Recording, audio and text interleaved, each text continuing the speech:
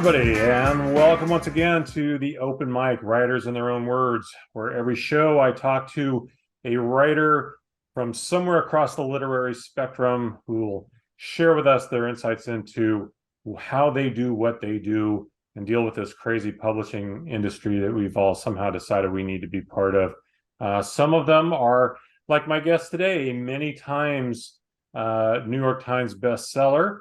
Others maybe are just getting started, but either way, everybody's got something of value to share for those of you interested in writing yourself or just being a more critical reader.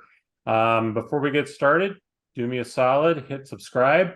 And if you really want to do me a solid, leave me a nice 5-star review on whatever podcatcher that you use. It does help other people find the show. So I would really appreciate it if you did that. Without further ado, my guest today is, as I noted, a many times visitor to the New York Times bestsellers list, Jeff Pearlman, who is one of the top sports biographers anywhere in the world today. I think I called him the best one on the planet when I pimped this earlier this week. Hey, Jeff, how are you doing? I just want to say John Feinstein, Howard Bryant, Jonathan Eig, John Wertheim, Jane Levy, 7,000 others. So when people say like the finest or whatever, I'm always like, it's nice, but I'm a realist here. But that's cool. I appreciate it. Well, and you know what? I love many of those writers. So let's just say you're all tied for first or something like that. Let's be cool to everybody here.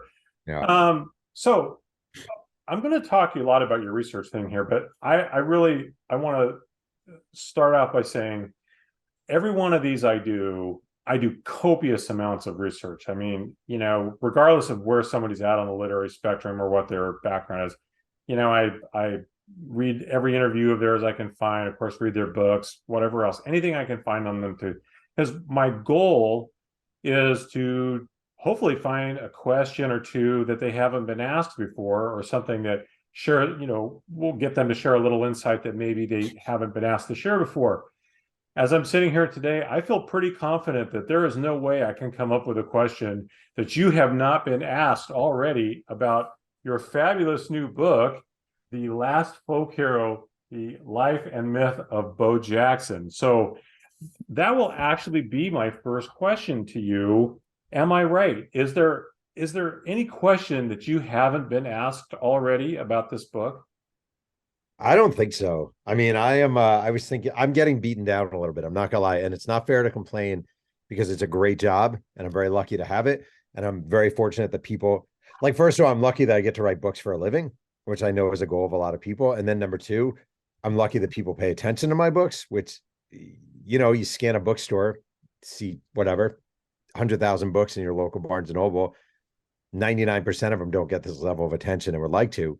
So it's not fair to complain, but do I really want to answer the question? So why Bo Jackson? Again, I don't. I understand why it's asked. It starts to wear on you a little bit. I feel like I've been hitting the head a few times. Well, and for somehow, if somebody isn't really familiar here, of course, you've been on a really significant book tour on this, both online, in person. You've been you've been to Alabama for this. You've been, on all the big shows. You've been on the small ones like mine, which I greatly appreciate. And I really admire your effort to get out there and market. And I know by now it has to be wearing you down, as you noted.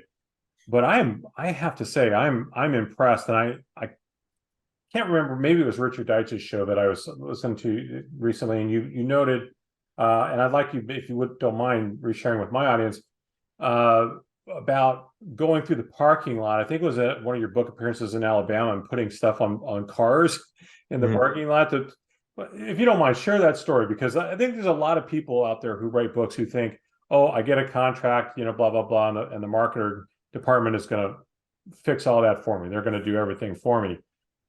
Please share a little bit of what you've done to market this book.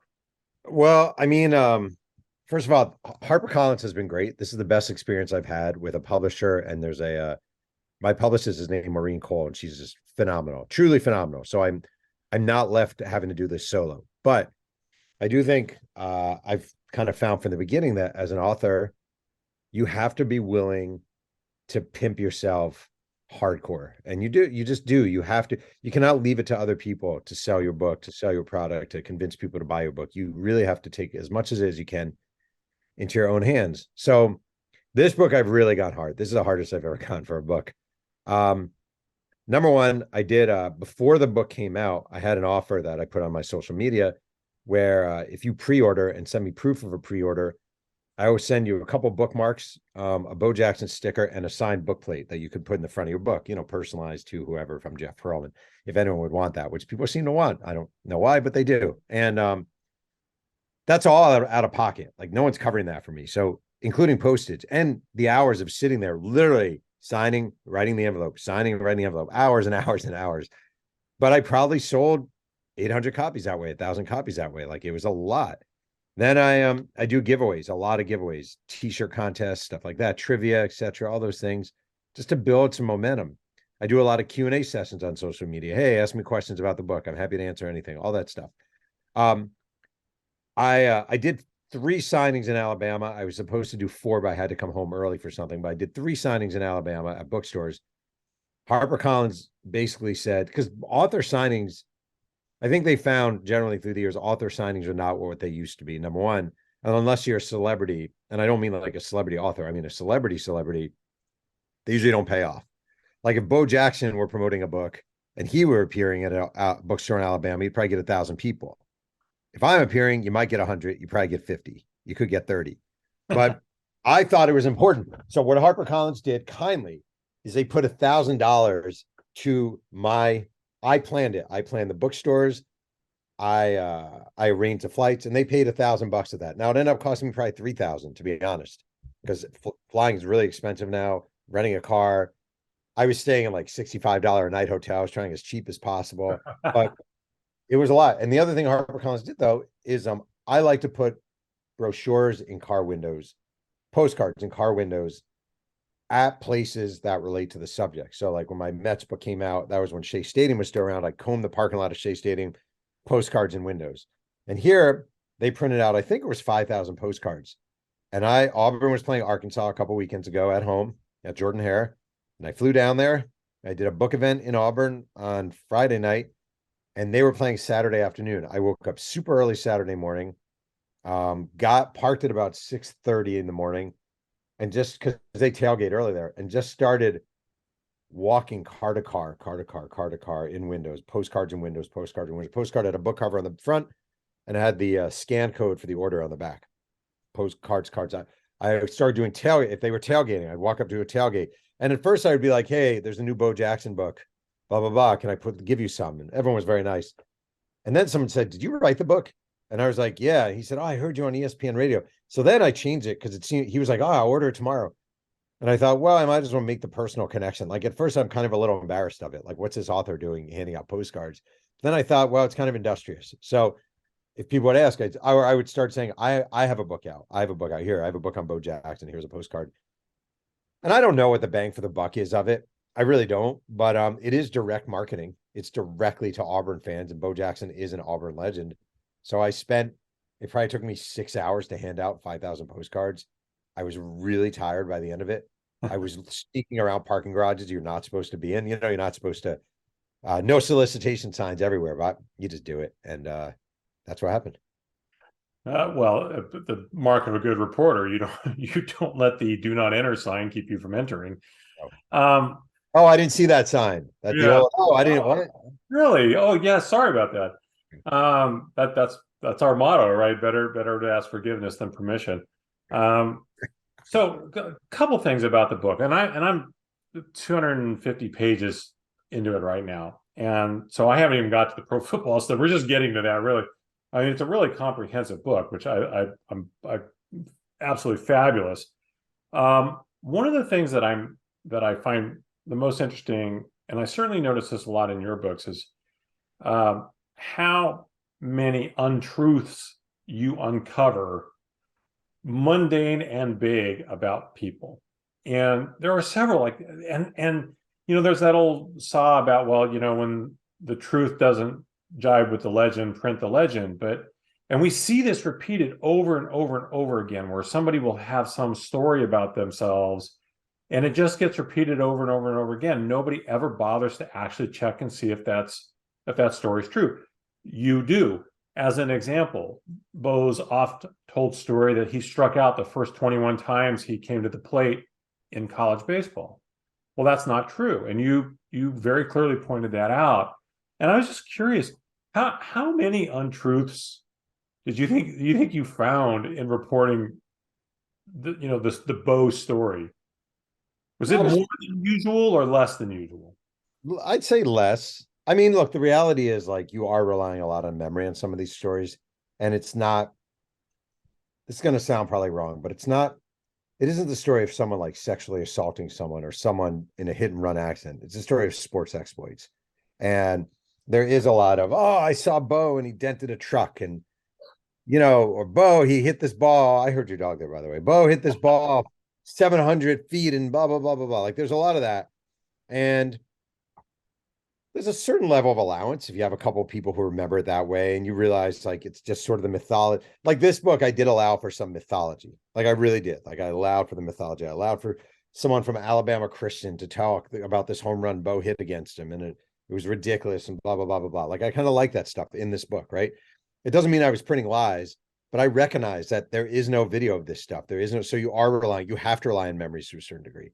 What I found really interesting, and I'll be honest, since this is a writing related podcast, is Bo put out a tweet recently, and I got no beef with Bo Jackson whatsoever, but he said, basically there's a book that came out, and if you want to believe the truth, though, get it from me. It's not blah blah blah. And I was just thinking about that in a few ways. Like in Bo's own book, he wrote about going 0 for 21 in his first 21 baseball bats at Auburn. And I actually, when I was pitching the book, that was a detail I actually told people about. I'd be like, man, his revival in baseball, or his learning curve was so quick that he started 0 for 21 with 21 strikeouts. And I started saying it, and different Auburn teammates brought it up to me. Like, he started 0 for 21. Well, then I started reading through the box scores, and he went 2 for 5 in his first game against Illinois State, and little things like that. And it's actually funny because recently, Bo tweeted here. I just found the tweet. He wrote, "If you want to hear the real story, wait for me to release it." Okay. Bo recently was on Rich Eisen's show, the other Rich Eisen, the less cool Rich Eisen, the kind of dorky loser Rich Eisen, not the cool Rich Eisen. And the other Rich asked him, what's your greatest moment from your sports career, from your professional career? And Bo told this story in great detail about a game. It was either 90 or 91. I have to listen to it again, against Milwaukee, where he got called out on strikes, argued with the umpire on purpose so he would get thrown out of the game so he could go be there for the birth of his daughter. And he's told the story twice recently in very specific terms. Well, I looked up, it didn't sound familiar to me, so I looked up the game. He gave the date. On that date, they were not playing Milwaukee, they were playing Boston. Bo Jackson wasn't in the lineup, he was hurt. And then I looked over the whole year, he was never thrown out of a game, not one game. And I just think like, it just kind of, I do not think Bo Jackson was lying. I just don't think he remembered it correctly, right? And if you repeat a story enough times, it becomes a truth in your head. So there were a lot of little things in his autobiography, he wrote about his first college handoff.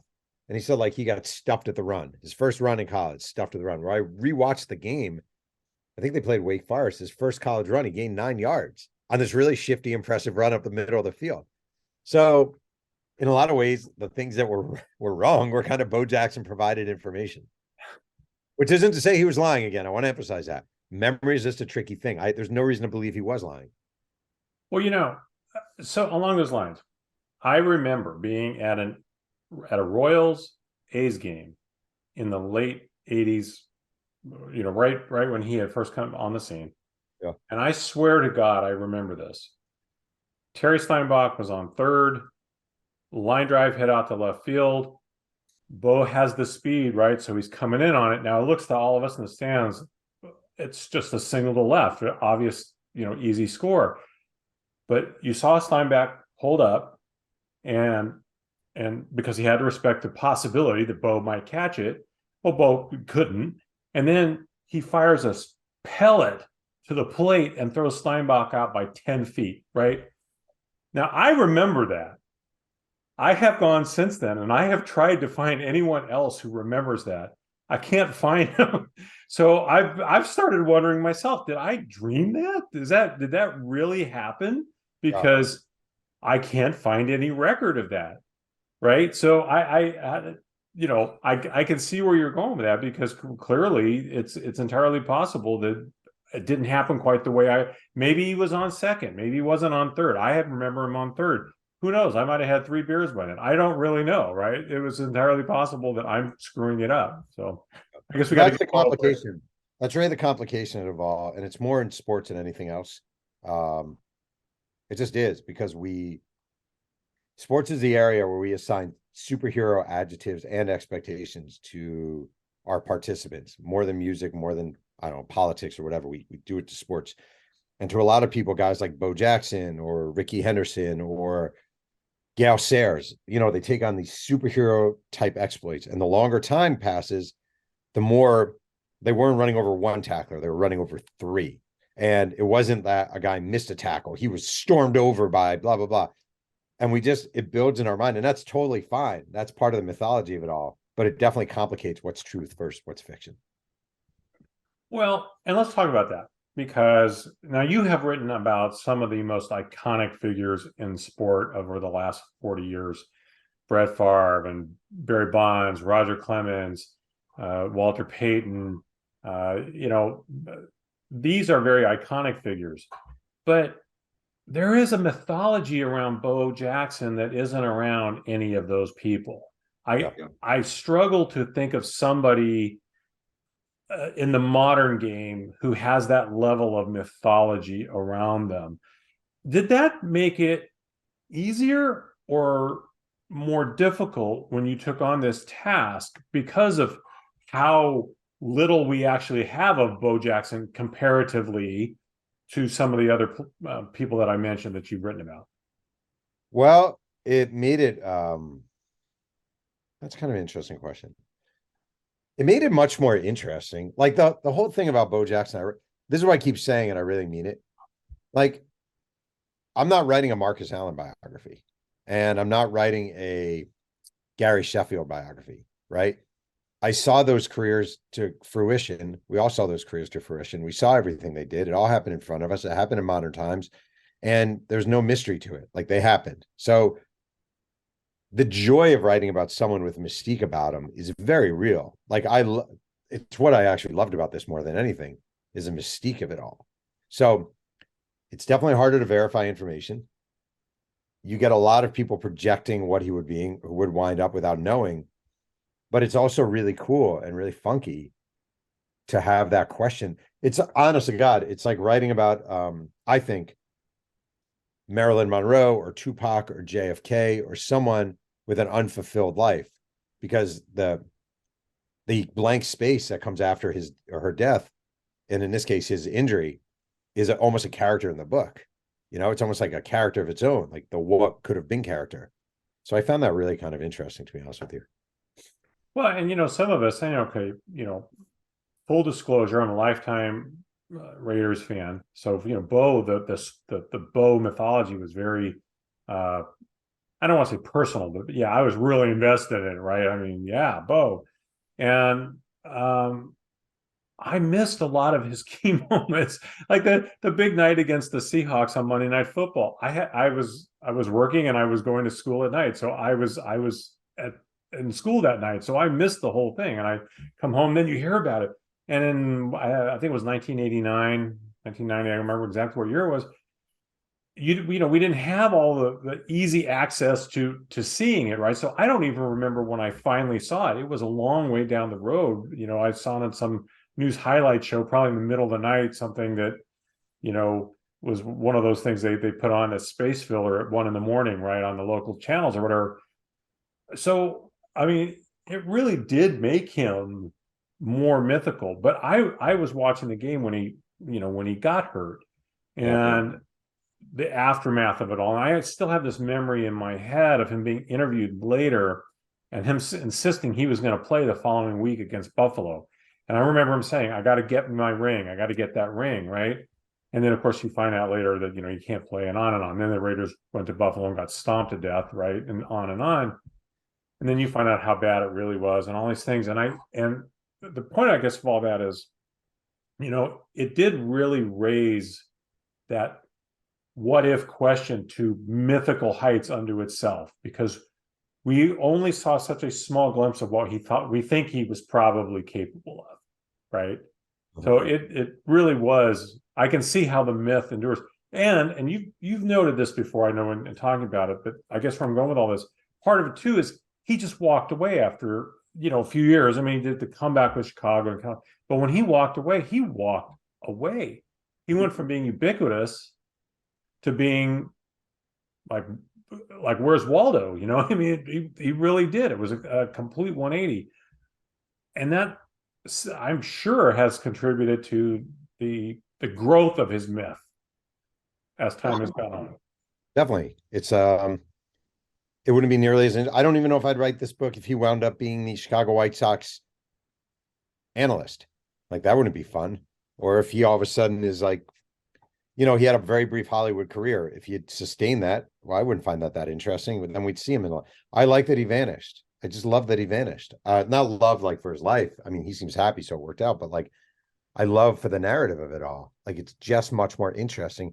Even on Twitter, Twitter is his main social platform. I don't even think honestly, God, I don't think he tweets his own stuff, but like, he tweets something and then you don't hear from him for a week or 2 weeks or 3 weeks. Like, he's on Cameo sometimes and he does videos, but he's mainly just out of the spotlight. It's cool. I like it. I respect it.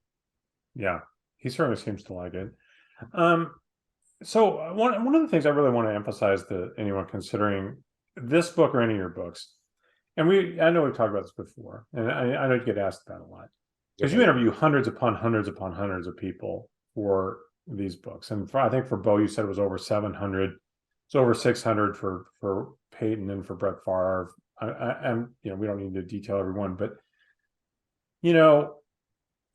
did you feel like in this case, I think one of the, as a reporter, I know one of the things I struggle with is, okay, you got to write this thing now. Stop, right? You have to write this thing now. Mm-hmm. Did you feel compelled? Like, I've got to turn over every damn rock, from here to the state of Alabama on this one because of how mythological Bo is perceived to be. Was there anything different about it because of that status? No, I would actually, the sexy answer would be yes, but I would say no. I just, honestly, I just like digging. Like, I like the dig. I do. And the one thing I will say is, like, by playing football and baseball, there are a lot of people to call. It wasn't, NBA books always wind up being the fewest number of people I call just by nature of the NBA rosters being small. But here you have these big baseball rosters, these big face football rosters, these organizations with tons of people. He also played multiple sports in college. So there are multiple people to call from 3 different sports in college, because he also ran track. And he went to a pretty decently sized high school. So there's a lot of people there. There's a big yearbook to go through. So it wasn't about the mystique. It really wasn't. It was about just the vastness of his career when he was playing. I also remember and I don't remember the exact years, but I remember when a big deal started to be made about the quote unquote unauthorized biography. I don't know if you remember Kitty Kelly. I remember was the big author. I think it was Nancy Reagan and maybe some of the Royals, Frank Sinatra, people like that. And I always shook my head at that, because my thought is, well, what do you mean an unauthorized biography? I mean, if it's, I get it, but wouldn't an authorized one where somebody participates be more of an autobiography? That's a weird, just that terminology. But, as you noted, Bo didn't interfere, but he also, didn't want to help you. What are your thoughts on in this day and age on not the access, but just the ability to be able, and the properness, I suppose, of writing books on anybody, really. When somebody comes out and says, hey, if you want the real story, get it from me. Well, you gave them an opportunity. You've given all these people many opportunities to participate, and then they don't want to do it. And then they act like somehow, well, you're not telling the real story. what I guess some thoughts on writing biography in this day and age, in this, especially with all the social media and everything. Well, I always understand it. Like first of all, I never begrudge someone not for talking. Um, my general take is I understand it. You're Bo Jackson. Um, some guy calls you, I'm going to do a biography of you. Well, okay. How much are you going to pay me? Well, I'm not going to pay you. How much insight do I have into the final product? Actually, none really. How much access? None. Can I read it over before you write it? No. Are there certain subjects at least that maybe you won't touch because that would really be cool to me? No, sorry, none. Like, on the one hand, I understand that. Like, I really get that. And on the other hand, what I don't understand, or maybe just it's selective for my own benefit, is like you're Bo Jackson. Someone considers you important enough to write a very definitive, very detailed biography of your life because he wants people to know who you were, wants people to know your legacy. Again, it's easy to say from this vantage point, but I kind of consider it an honor. Like I do. I think Howard Bryant writing about Ricky Henderson in his great recent Ricky Henderson biography, he's doing it because he thinks Ricky deserves to be remembered. And maybe Ricky doesn't care, and maybe Bo doesn't care, but we care. Like we actually think their legacies are important to sports history. So, just a couple minutes ago, some guy from a paper in Alabama tweeted out, kind of criticized me for Bo not talking to me. And it's like, so are we just not allowed to write biographies of people unless they're involved? Like, is the only person who can tell the Donald Trump story Donald Trump? Is the only person who can tell the Barack Obama story Barack Obama? Are we never allowed to write about people from an outside view? Is that violate something? Because to me, my favorite books are biographies. More, not autobiographies, biographies. I love biographies. I think they give you an understanding of someone that you don't get just from them selectively telling their own stories. But that's selfish again. Well, and especially I don't read a lot of sports biographies, and I certainly almost never read something that's an as told to or something. Those really just come across as 300-page PR releases, and I don't, it's one of the reasons I appreciate your book. I did read Howard Bryant's new book on Ricky Henderson already. I thought it was fabulous. You read a Jane Levy or a Ben Kramer, people like that, and I marvel at the ability to make that character come to life in a way that some schlub like me is never going to be able to know otherwise, right? I mean, flaws and all, and I'm one of those people who think the flaws is what makes you interesting, right? Nobody's a saint, nobody's perfect, but it's really nice to hear a lot of times that people have their issues the same as any of the rest of us do. I mean, along those lines, I would urge anybody, if you haven't read one of Jeff's books, I'll tell you, whether it's on the USFL or the 1986 Mets, any of the Lakers dynasties, if you've been watching the Showtime mini series on HBO, that's based on Jeff's book. The thing that impresses me, aside from the fact, of course, you're a great writer, is this level of reporting. And I've asked you before about detailing. I don't need you to detail, I guess, how you do these things, but I've often wondered, if you would ever consider taking that outside of sports. You're a bright guy. You're interested in a lot of things besides just jocks. I could see you taking on a task like this for any number of notable characters. Have you ever considered that? Yeah, definitely. The problem is I like sports. There's nothing in sports, but you do get a little typecast or, why would we don't want you doing this. Your success as a sports writer and you have all these sports contacts and people know you as a sports writer. But I definitely have an interest. In fact, I can't talk to you about the subject because I'm paranoid, but I recently signed a multi-book deal for 3 books actually, and 2 of the 3 are non-sports. So it is my first breakout into the non-sports world. So yeah, to me, honest to God, I know this sounds like, in a way, it sounds like pretentious author nonsense, but like, I don't view the books as sports books. I view them as books about people who happen to play sports, and like you can write about anyone who's interesting. It doesn't have to be an athlete to interest me. And this, in a lot of ways, the sports are the least interesting part. Like Bo Jackson, I would prefer to write about his childhood in Bessemer. I like writing about the racial dynamics of Auburn. I like writing about the emotional turmoil of having an injury that takes his Superman and cuts his legs off. Um, I find that stuff really, really interesting. And the game against Florida in 1984, it's fine, and there's some cool stuff, and it's fun watching the old clips, but it's my least favorite part of it all. Mm-hmm.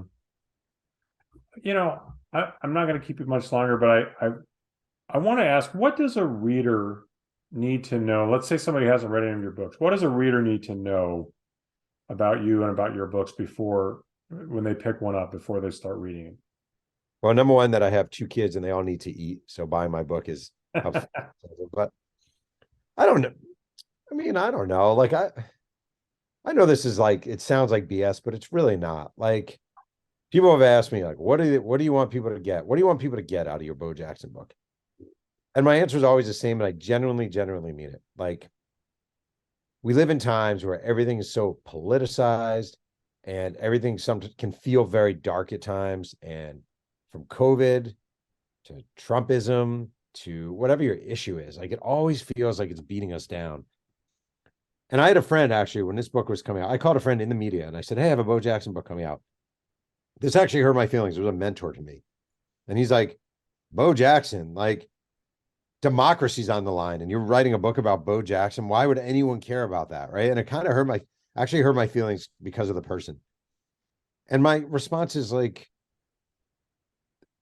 it is very important mentally to take a break from all the stresses of the world. And it is okay to kick back and enjoy a book about Bo Jackson and read about this mythic figure and just get some enjoyment in your life, and something that takes you back to your glorious day in 1984, when maybe you were 12 years old and watching Bo on TV, or maybe you were 40 years old and you loved Auburn and this was the greatest time of your life. Whatever it is, I honest to God just want people to be entertained and enjoy it. And that's it. I don't care about my stupid legacy. I don't have one. I don't care about, like, I hope you understand the device I use. I don't like none of that. I just want people to enjoy the damn book. That's it. Even if you take it out of a library. If you don't have, I don't care. Like, go to your local library, support your local library, take out the book there. If you don't buy it, it's fine. If you find it used at a dollar store, that's great. Like, just get a book and enjoy it. That's all. Well, I think that's a pretty admirable outlook on on all this, because I know how much effort went into this, so that's a pretty admirable outlook. What I meant to say was everyone should buy 20 copies. Well, I did my part. Thank you. You did. That's true. I appreciate it. So I'm going to hold it up again for anyone who hasn't seen the book. I highly recommend this. And again, like I say, I'm a lifetime Raiders fan, so that's a disease unto itself. That's uncurable, I guess. But I will say this is, and I don't think I've read every book. I didn't read the Clemens book. I didn't read the Bonds book. But where's your support? What the hell? I know. What a slacker. But I think I've read all the rest of them. I'm going to give a pimp out for one of your previous books. If you haven't read Football for a Buck, I really highly recommend it. I will not get into all the politics of it, but it's one of the reasons I asked that question about reporting, because you are definitely more than capable of going outside the sports world to report about things going on in our world right now. I'll just leave it at that. But again, if you haven't got a copy, highly recommend it. This is a great read. Last Folk Hero: The Life and Myth of Bo Jackson. My guest today has been Jeff Pearlman, many time New York Times bestseller. Jeff, you're also one of the most gracious people I've come to know in this business. So I really appreciate you making time for my little podcast here to talk about all this. So, well, that's very kind of you, but I just want to say, you say all these nice things about me, right? Oh, he's a good guy and blah blah. I go on Amazon right now. You said you haven't read my Clemens book. That book is available for $2.83, and you can't put down $2.83 to read a mediocre book about an unlikable pitcher from the 2000s. It's very hurtful. Very hurtful. Oh man, I know. Perfection eludes me. I try, but I don't own that book either, believe it or not. I don't think I might have one copy of the Clemens book somewhere. So you're okay not reading it. It's all good. Yeah. Well, I got to tell you that one. You did pick between Bonds and Clemens, you picked a couple of unlikable people there. Like, would you rather have herpes or gingivitis? Either way, you lose on this one. So. Yeah, well, unfortunately, that's not that out of school of a comparison. So anyway, folks, this has been Rich Eisen. As I like to say, I'm not the other Rich Eisen. I'm the original Rich Eisen because I'm older than him. So, but for myself, for my guest today, Jeff Pearlman, thanks for tuning in. I hope you got something out of this. And if you did, as I mentioned, you could hit subscribe. You could also leave a nice review. And if you really, really, really want to do me a solid, you could tell somebody about this. Share it with a friend and let them know that this kind of stuff is out there. And I like to think it's pretty interesting, and especially if you're an aspiring writer, because I'm a lot cheaper than going out and buying all these craft books, man. Not to disparage other authors, but I'm just saying this is a lot cheaper and it's a lot more fun. And I'm just going to leave it at that. Last thing that I will say before I sign us off, same thing I always say. Tomorrow is not promised to any of us, so please make today count. Until next time, I am Rich Eisen, and this has been The Open Mic.